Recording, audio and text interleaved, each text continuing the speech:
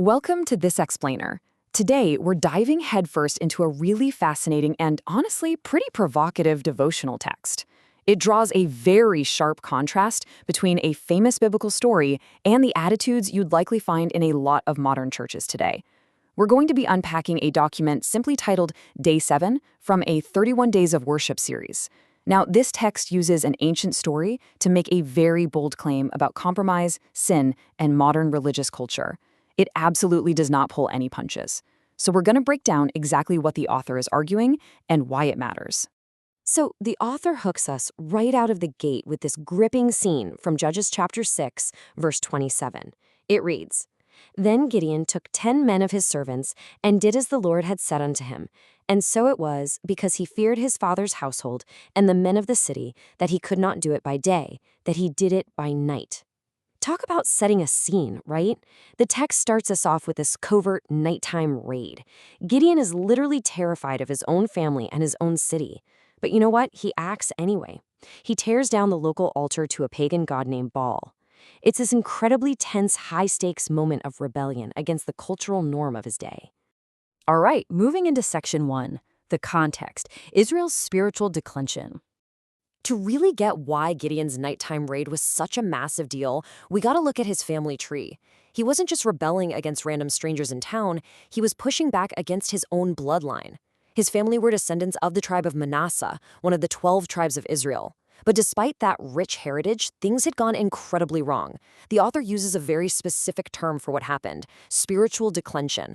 Basically, God had made a covenant with the people of Israel, but they rejected it. And that rejection led directly to this state of spiritual declension, which meant they started worshiping man-made idols like Baal. And the text is super explicit here. It describes this worship as consisting of the most vulgar, lewd, and sexually explicit actions imaginable. So this wasn't just some minor disagreement over theology, it was a total cultural shift away from their foundational beliefs.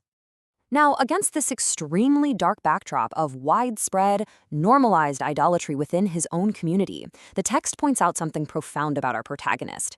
It states that more than likely, Gideon was the absolute only one in his entire family who chose to serve God. Everyone else, including his own father, was all in on the worship of Baal. Just imagine the immense social pressure and the sheer isolation that would come with standing entirely alone in your convictions, right under your own roof. And that beautifully illustrates the immense challenge God threw his way. The author points out that the Lord didn't just tell Gideon to quietly hold on to his beliefs. No, he gave him two distinct, incredibly gutsy instructions. Step 1, completely destroy the altar of Baal. Literally tear down the very thing that the text says was turning people against God. Step 2, build a brand new altar to the Lord right in its place. He wasn't just tasked with removing the source of compromise, he had to actively replace it with truth. As the author rightly notes, taking that kind of action, especially when you're completely isolated, took some serious guts. Which brings us to section 2, the modern church's advice: coexistence versus conviction. Here's where the text pulls us out of ancient history and drops the scenario directly into the lap of today's church. The author poses this hypothetical, yet highly critical scenario. They argue that if Gideon were handed the exact same situation today, most folks in the modern church would actually advise him to leave the altar of Baal completely alone. Look at this quote. It really captures the author's view of modern advice. "We strongly urge you not to tear this altar down. The altar of your God can coexist with the altar of Baal." The author is basically arguing that today's religious culture vastly prefers compromise over conflict. It creates this incredibly stark contrast. On one hand, you have this modern desire for peaceful coexistence, a desire to just get along with the surrounding culture, even if that culture is directly opposed to your stated values. But on the other hand, you have Gideon's historical reality, which was radical obedience. He essentially took a sledgehammer to the source of idolatry. The text uses this contrast to suggest that a lot of modern believers have simply lost the nerve to confront things that are fundamentally wrong.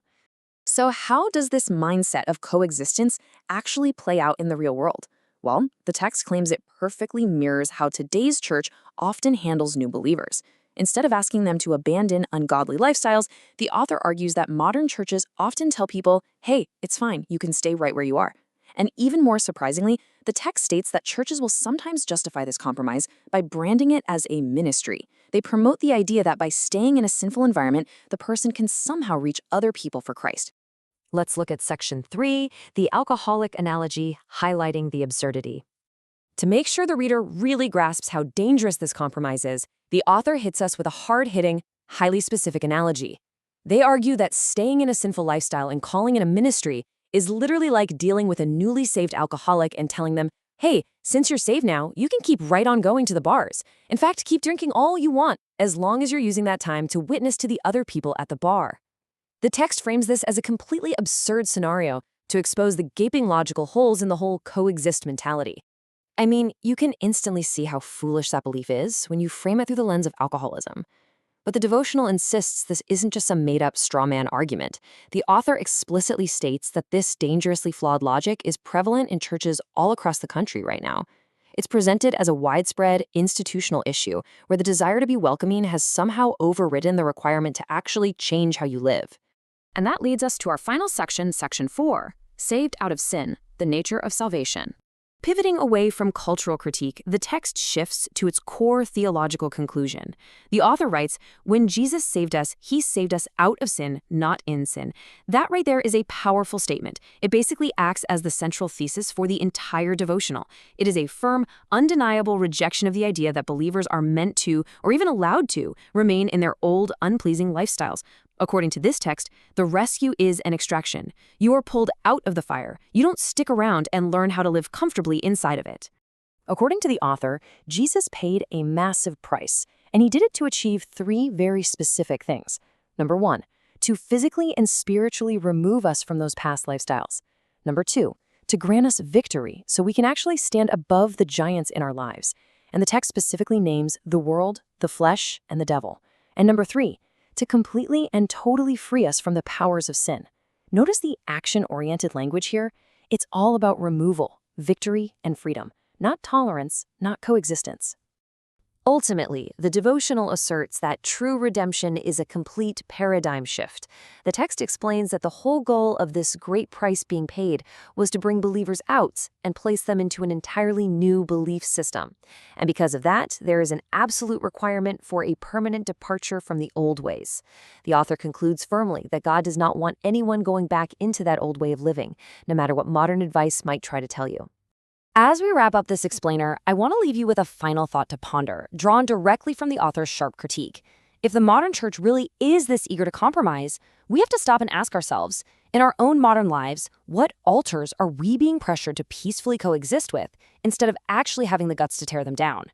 It's a really challenging question about our own willingness to stand alone. Thanks so much for joining me on this deep dive, and as always, keep questioning the information around you.